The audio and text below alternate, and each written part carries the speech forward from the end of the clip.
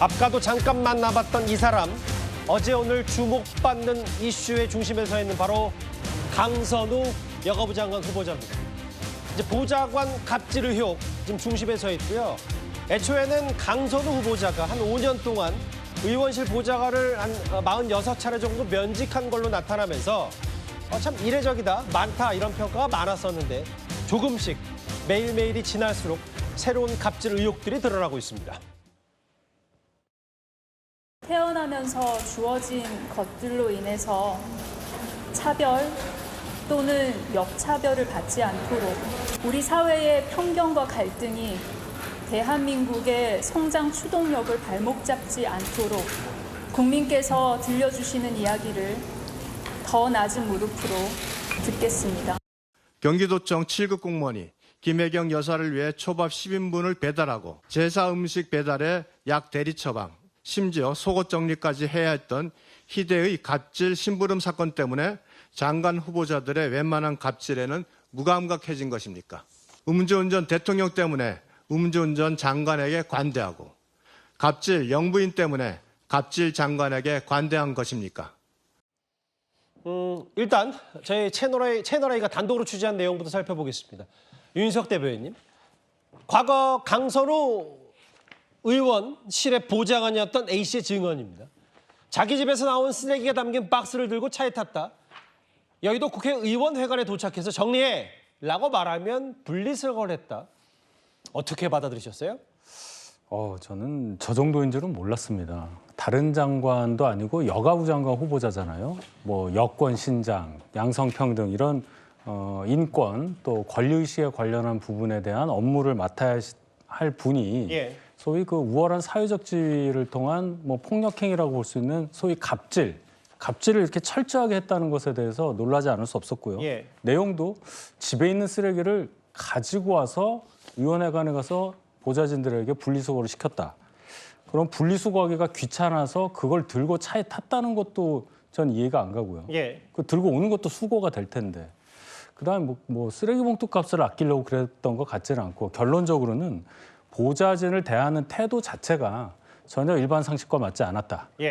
보좌진을 어떤 일을 하는 데 있어서 동료로서 대하는 게 아니라 본인의 어떤 뭐 아랫사람 그리고 뭐라도 시키면 하는 그런 뭐 집사 정도 그 정도 생각을 하고 의정 활동을 하지 않았나. 굉장히 충격적이라고 볼 수 있겠습니다. 충격적이다. 그러니까 집에서 쓰레기를 이제 박스채 들고 나와가지고 여의도에 도착하면 정리해라고 말하면 그걸 이제 여의도 국회의원회관에 버린 셈이라는 게 보좌관의 얘기잖아요.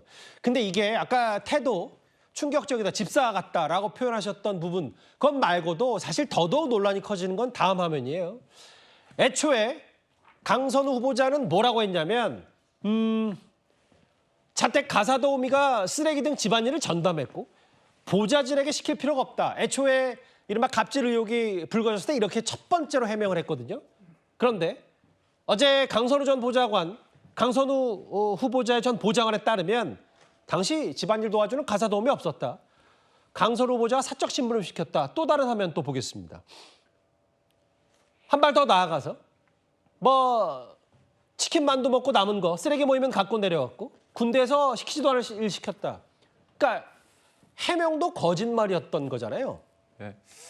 무엇보다도 이제 강선우 후보자 입장에서는 본인은 그런 적 없다고 얘기를 했는데 채널 A를 포함해서 여러 언론에서 한 사람의 근거에서 이 보도를 한 게 아닙니다. 맞아요. 보좌진 여러 명을 통해 가지고 그거를 크로스 체킹을 한 거지 않습니까? 그리고 도우미가 있었다 없었다는 이건 팩트에 관한 문제이기 때문에 이거는 분명히 사실로 나올 것 같습니다.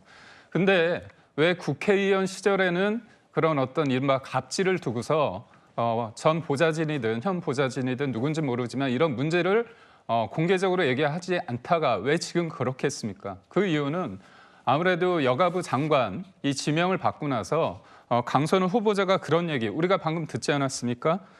대한민국의 성장 추진력을 발목 잡지 않도록 국민께서 들려주시는 이야기를 더 낮은 무릎으로 듣겠습니다.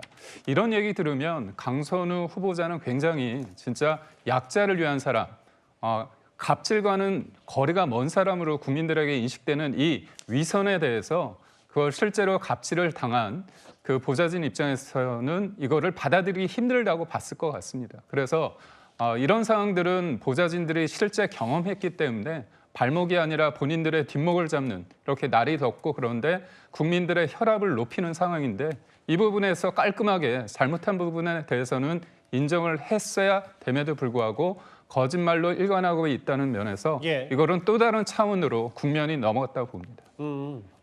그 자체보다 그 잘못에 대한 것보다 그 나중에 태도가 더 문제가 커질 수 있다. 근데 다시 봐도요. 어떻게 이걸 도착해서 보좌관에게 쓰레기 정리하라고 시키는지는 모르겠습니다. 사실 강선 후보자가 과거에도 사회 전반적인 갑질 근절에 노력해온 바가 있습니다. 그 화면도 저희가 준비를 했습니다. 우리나라 신규 간호사 이직률 굉장히 높습니다. 신규 간호사 이직은 재정적인 손실뿐만이 아니라요. 이 숙련 간호사 부족에 따라서 환자 사망률이랑 직결되는 사항이고요. 또 이는 재직 간호사들의 업무 부담과 이로 인한 사직, 태움 등 직장 내 괴롭힘으로까지 이어지고 있습니다. 태움 방지법을 발의해 놓고서는 실제로는 갑질의 여왕이 되었다는 사실에 국민은 분노하고 있습니다. 약자 지킨다더니 하급자에게 이럴 줄 누가 알았겠냐. 보좌관도 누군가의 가족인데 무슨 여성가족부 장관이냐. 분리수거를 과거에도 시켰다. 그리고 과거에 갑질 근절에 노력했던 화면도 같이 만나봤다면 사실 가장 먼저 나왔던 얘기는 이거였죠. 집이 물바다가 됐다고 했더니 한 보좌관이 그냥 관리실에 연락한 거다. 변기수리 가서 부탁한 적 없다. 이런 집안일 부탁한 적 없다라고 했는데 어제 SBS 보도는 이겁니다. 다음 화면을 볼게요. 그 장현주 변호사님. 네. 아예 녹취록까지 공개를 했어요. 변기가 물이 심하게 새요. 좀 살펴봐 주세요. 그랬더니 네, 수리가 끝났습니다. 알았어요. 이건 뭐 명백한 거 아닌지 모르겠어요. 글쎄요, 아마 후보자 입장에서는 뭐 의도적으로 거짓으로 해명을 하기 위해서 이야기를 했다고 생각하지는 않습니다. 왜냐하면 후보자 입장에서도 관련된 내용들을 뭐 명백히 거짓을 의도적으로 얘기한다라고 한다면 예. 뭐 바로 반박의 어떤 인터뷰라든지 녹취가 나올 수도 있는 상황이라는 걸 인지할 수 있기 때문입니다. 그래서 저는 뭐 후보자가 뭐 의도하고 거짓 해명을 한다 이렇게 보기는 어려울 것 같고요. 다만 후보자 생각에서는 당시에 보좌진들에게 본인의 어떤 사적인 일이라든지 뭐 갑질을 한다든지 이런 의도나 취지가 없었다라는 기억을 갖고 있는 것 아닌가라는 생각이 듭니다. 예. 그런 의도였기 때문에 또는 그런 갑질을 하려고 하는 그런 취지가 아니었었다라는 점을 좀 국민들께 말씀드리고자 하는 취지에서 나왔던 해명이 아니었나라는 생각이 드는데요. 예. 다만 이런 해명들이 일단 아직까지는 국민 눈높이에 맞는지에 대해서는 또 국민들 보시기에 부족하다라고 느끼실 수 있기 때문에 예. 후보자 본인이 이야기하는 것처럼 뭐 갑질 의혹을 비롯해서 관련된 논란들에 대해서는 뭐 청문회를 통해서 또는 청문회 전이다라고 할지라도 국민 눈높이에 맞는 좀 자세하고 또 낮은 자세에서의 어떤 설명이 나올 필요는 있겠다라는 생각이 듭니다. 근데 장 변호사님, 뭐 장 변호사께 뭐라는 게 아니라 눈높이는 안 맞는 건 명백한 건데 그럼 이게 결국은 여성가족부 장관으로서 자질이 있느냐 없느냐. 청문회 때 이게 소명이 쉽게 될 리가 없을 텐데 그럼 당연히 자질 논란으로 불거지는 건 아닙니까? 그래서 당연히 이제 야권에서 해당된 공격들이 있을 거라고 생각이 들고요. 뭐 청문회에서도 관련된 부분이 집중적으로 질문이 나올 거다라는 예상됩니다. 그렇기 때문에 후보자도 관련된 부분에 대해서 국민들께 그리고 야당 의원들에게 어떻게 설명할지에 대해서 지금 준비를 하고 있을 거라고 저는 생각이 들고 이런 부분들 이제 차차 어떤 설명과 어떤 해명을 내놓는지를 보고 판단해도 늦지 않는다고 생각합니다. 다른 사람한테 요청하거나 사람 부르면 될 일을 글쎄요. 보좌관도 예, 일단 알겠습니다. 분리수거와 변기 수리는 아직 제가 선뜻 이해가 쉽게 되지는 않았어요. 다음 화면을 볼게요. 근데 박성민 서가님, 저는 사실은 여러 가지 강선우 후보자에 대한 논란과 의혹들을 보면서 제일 눈에 떴던 게 이거였어요. 저도 과거에 이걸 본 적이 있거든요. 여의도 대나무 숲에 그러니까 보좌관들이 본인들 익명 게시판 이름 가리고 하고 싶은 말 하고 뭐 이런 부분. 빵긋빵긋 웃으면서 손 억지로 잡고 차 타자마자 손 소독제로 샤워했다. 본인 집 쓰레기 더러워서 못 만지고 수행식 비서시켜서 분리수거하겠다. 이게 방송으로 기사화되거나 방송으로 나가진 않았지만 당시에도 좀 논란이 있었었는데 누구냐. 근데 이걸 보고 마치 본인이라고 생각해서 작성자 찾기에 연락했다 이런 증언까지 나왔어요. 근데 그때 아마 저 글의 댓글에 뭐 누구냐라고 이제 계속 하는 거에 대해서 약간 강선우 후보자라고 추정될 만한 글이 달렸던 걸로 기억을 합니다. 예. 그러다 보니까 이제 후보자 입장에서는 이제 사실이 아닌 게시글이 달렸다라고 한다면 예. 이 부분에 있어서 뭐 오해를 살 수 있다라는 판단을 했을 수 있는 거고 예. 그렇기 때문에 어떤 음해성 게시물이 있고 누군가 작성했다라는 생각이 들면 어느 정도 뭐 좀 찾아볼 수는 있었겠다라는 생각은 드는데요. 뭐 저 부분에 대해서도 청문회 과정 가운데에서 얘기가 나올지 모르겠습니다만 예. 나온다면 또 후보자의 이야기를 들어볼 수 있을 것 같습니다. 근데 이제 만약에 이게 혹자가 봤을 때 분리수거나 혹은 뭐 이게 마치 익명 게시판에 쓴 글을 색출한다는 취지로 받아들였다면 박성민 비서관님 이거에 대해서는 사실은 뭐 이건 청문회 문제까지 안 가더라도 이건 이제 바로바로 해명하면 될 일 아닌지요? 그렇죠. 근데 뭐 지금 상황에서 후보자가 뭐 준비를 하고 있는 과정이 있겠죠. 뭐 해명이라든지 아니면 즉각적인 입장문을 뭐 내는 것을 좀 하다가 이제 조심하고 있는 상황일 수도 있는 거고 예. 오히려 정리해서 입장을 청문회 때 공식적으로 말을 하는 게 맞지 않을까라는 생각을 하고 있을 수도 있는 단계라서 제가 뭐 지금 상황에서 예. 어떤 의혹에는 즉각적으로 답해야 하고 어떤 의혹에는 나중에 답해야 되고 이것을 제가 선별할 만한 상황은 아닌 것 같습니다. 예. 야당에서는 강선우 후보자를 향해서 지금 청문회 딱 하루짜리 청문회 뒤에 숨었냐? 맞으면 맞다라고 사과하려면 될 일을 여전히 초반 해명 뒤에 뭐 변기수리 시킨 적 없다는 취지의 얘기 한번 봐달라고 했다는 말밖엔 할 수가 없냐라고 비판하고 있습니다. 오늘 저희 돌직구쇼에 주진우 의원이 출연했는데요. 그 관련 목소리 한번 들어보겠습니다. 공장에서 일했던 소년공. 밤마다 시장에서 썩은 과일을 가지고 오는 나의 아버지가 너무나 부끄러웠지만 그 과일을 먹고 자란 소년공. 더불어민주당의 자랑스러운 대통령 후보 바로 이재명입니다, 여러분. 이재명 대표 관련해서는 시위할 때 이부자리를 정성스럽게 깔아주는 영상이 남아 있는데 또 반대로 또 저 녹취를 들어보면 변기 수리를 그냥 너무 당연하다는 듯이 시키지 않습니까? 그래서 저는 저 부분은 저 정도 녹취가 나왔으면 이게 한두 건이 아닐 거라고 생각이 되고요. 이건 국민들이 용납하기 어려운 선을 이제 넘어섰다. 그러니까 오늘 김진애 돌직구쇼 출연한 주진우 의원의 얘기는 뭐냐면 윤희석 대변인 이게 과거 단식 투쟁을 했던 이재명 당시 대표 이재명 대통령의 이부 자리를 화면에 잠깐 봤지만 정성스럽게 봐주던 아첨의 달인이 이제 갑질의 달인 아니냐. 겉으로 봐서는 갑질, 근절에 앞장서고 대표 옆에서 당시 그 야당 대표 옆에서 지근거리를 보조했던 사람이 알고 봤더니 밑에서는 보좌진에 갑질했던 거 아니냐. 이 이중잣대를 좀 지적하고 싶었던 것 같습니다. 그렇죠. 지금 나오고 있는 영상 그리고 이제 발언들 아마 저게 최고위원 선거 나갔을 때 장면 같은데 예. 이런 거 보면은 방금 전에 소개하셨던 뭐 쓰레기 그다음에 뭐 변기 수리 뭐 이런 보좌진에 대한 이런 갑질하고 또 전혀 거리가 멀어 보이잖아요.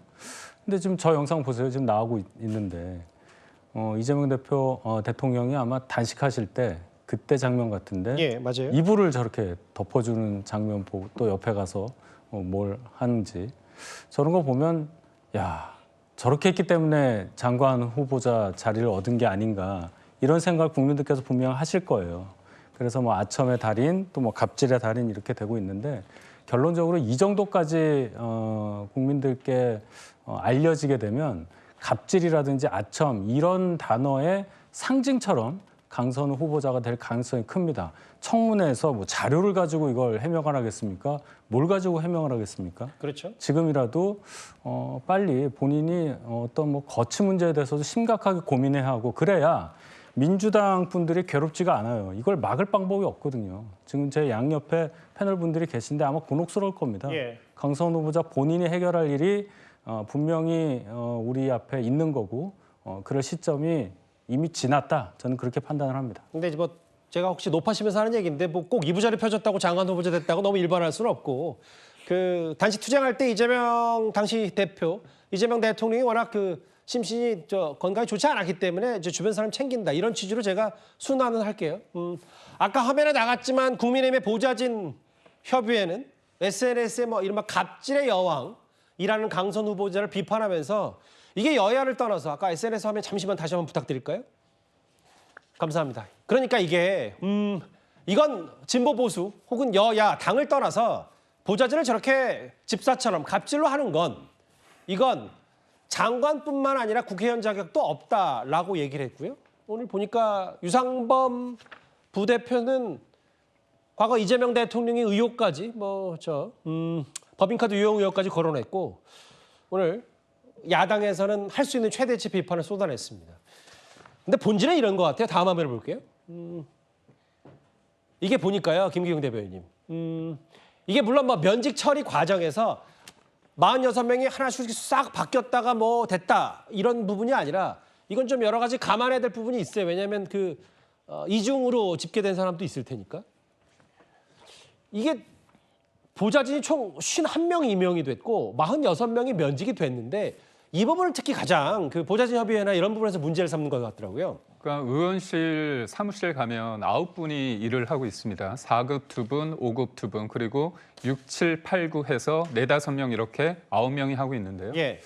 강선우 후보자께서 지금 5년째 국회의원 일을 하고 있습니다. 그렇다면 9명 곱하기 5년, 그러면 45명이 있을 수 있습니다. 1년마다 바뀌면 그렇다는 거죠. 결국 20년부터 올해까지 51명을 임명했는데 46명이 면직됐다고 한다면 1년마다 사람들을 다 바꾼 겁니다. 거기에는 분명히 한 사람의 가정도 있을 거고 누군가 어떻게 보면 어렵게 들어간 20, 30대의 어떤 청년 보좌진도 있을 겁니다. 그렇다면 평균치를 본다면 1년 이상 일을 못했다는 거 아닙니까? 그 1년 동안 본인이 이른바 갑질 때문에 힘들어서 예. 본인이 알아서 나가는 경우도 있겠지만 모르겠습니다. 구체적인 진실은 모르지만 얼마나 힘들면 또 나가는 경우도 있지 않겠습니까? 예. 스스로. 결국은 인간적으로 보좌진, 그러니까 내가 국회의원이지만 국회의원을 빛나게 하고 국민들을 위해서 일을 잘하기 위해서는 보좌진과 함께 하나의 팀으로서 운영돼야 되는데 일종의 소모품처럼 티슈처럼 한번 쓰고 버리는 한 장의 티슈처럼 이런 보좌진들을 소모품으로 대했던 게 아닌가. 그리고 우리가 앞서 논란이 됐던 이런 갑질 의혹까지 결부되면서 이 수치가 결국은 강선우 후보의 이른바 갑질 논란의 가능성을 더 짙게 만드는 게 아닌가 싶습니다. 아까 46차례 면직, 이거는 개인별 직급 변동 내용을 포함했기 때문에 같은 사람이 중복 2번 더 계산될 수 있다는 것도 감안해야 된다. 다만 이제 이런 자신의 보좌진을 소모품 다루는 것 같다. 정리하자면 이렇습니다. 이른바 분리수거 의혹, 그리고 변기 수리 관련 갑질 의혹 등등에 대한 강선우 후보자 해명은 일단 하나가 나왔어요. 지난번 화면을 보겠습니다. SBS 보도에 따른 이의 내용. 보좌진을 시킬 필요가 없다. 이런 부분에 대한 얘기. 변기를 한번 봐달라고 하는 것뿐이다라는 얘기까지 이 정도 했기 때문에 아마 아까 나간 대로 청문회 때 본인이 이거에 대해서 설명과 해명을 해야 될 것 같은데요. 글쎄 한번 잘 지켜보겠습니다. 민주당도 사실 속내는 곤혹스러울 텐데 일단 공식 반응은 이렇습니다. 직접 들어보겠습니다. 쓰레기를 가지고 와서 이 보좌관들에게 분리수거해서 버리라고 했다. 변기가 고장났으니까 가서 그 변기를 어떻게 처리해라라고 시킨다든지 이런 사적인 심부름, 갑질을 했다는 내용들이 보도가 됐는데요. 후보자 본인도 청문회를 통해서 자기가 소명하겠다라고 하면서 현재는 말을 아끼고 있는 상황 아니겠습니까? 청문회를 한번 보면서 국민들도 판단하실 거고 저희들도 판단하게 되겠죠. 잘 소명할 것이다. 이런 기대와 바람이 좀 있습니다. 박주민 의원도 그렇고 여기 계신 이제 장현주 변호사나 박성민 비서관도 마찬가지고 이게 의혹이 간명하고 이 내부 폭로식으로 보좌관이 얘기했기 때문에 이것 이상의 어떤 또 다른 감싸거나 두둔하기가 좀 어려운 상황은 분명히 있습니다. 근데 장 변호사님 여기도 있어요. 오늘 집장각질 119라는 시민단체에서 이거 공적 권한 사적 남용이고 여가부 장관 임명 반대한다. 일단 시민단체에서도 한마디를 하는 것 같아요. 그렇죠. 그러나 아직은 의혹이 제기되는 단계라고 볼 수 있을 것 같고요. 또 후보자의 공식적인 입장을 또 추가로 들어볼 필요는 있는 단계라고 봐야 될 것 같습니다. 시민단체의 입장도 이해는 되지만 일단은 청문회를 앞두고 있는 후보자이기 때문에 본인도 또 소명을 하겠다라고 또 의지를 보이고 있는 상황인 만큼 앞으로 청문회에서 국민들께 어떤 얘기를 하는지 그리고 어떤 소명을 하는지를 좀 더 지켜볼 필요가 있다라고 생각합니다. 그래서 사실 이 의혹과 관련된 부분이 국민 눈높이에 맞출 수 있는지 있는지 이런 부분들을 또 지켜보는 것, 그런 과정이 있기 때문에 또 청문회가 있는 것이기 때문에요. 그래서 청문회에서 어떤 질문들이 오고 또 후보자가 어떻게 대답하고 이 부분들이 얼마나 또 국민들이 납득할 수 있는지를 좀 지켜보면 될 것이라고 생각됩니다. 알겠습니다. 강선 후보자가 청문회 전에 다음 주에 청문회가 예정된 걸 알고 있는데 청문회 전이라도 이른바 이거 분리수거나 변기 수리 같은 이제 갑질 의혹에 대한 본인의 설명과 해명이 있으면 저희들한테 알려오면 곧바로 공의 그 반론도 전해드리도록 하겠습니다. 10위까지 만나봤습니다. 갑자기 이제 청문회 시작하기도 전에 여러 이제 각종 장관 후보자들에 대한 청문회가 본격 도래하기 전에 가장 주목을 받았던 이 갑질 의혹 강선 후보자입니다.